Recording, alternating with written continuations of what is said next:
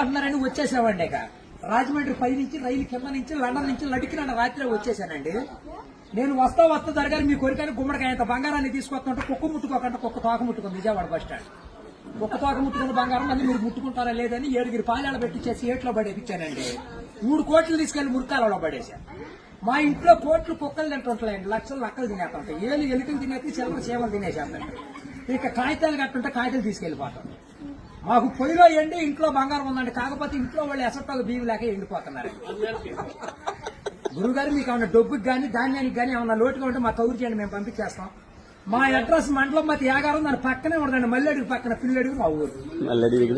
దానికి మా అడ్రస్ కి సాయంకాలం ఉత్తరం రాసేసి పోస్ట్ లో అయిపోకుండా పొయ్యిలో వేసేయండి. మీరు పరిగెత్తుకుంటూ వచ్చేసి పంటకాల ఒక 10 నుంచోండి, నేను 3 మురికాలలోకి అందించేత డబ్బు.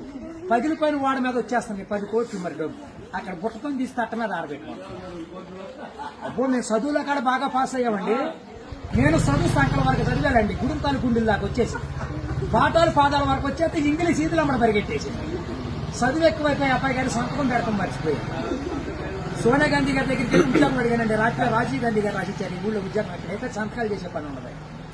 ఈ ఊళ్ళో ఉద్యోగం రాసాక ఒక పని దొరికిందండి. ఈ మధ్యన ముసలి వాళ్ళంతా ఉండకూడదని పొద్దున్న మా డిపార్ట్మెంట్కి ఆర్డర్ వచ్చింది. ముసలి వాళ్ళు ఉన్న కాడి నుంచి అత్తగొడలు పోట్లాడుకుంటున్నారు.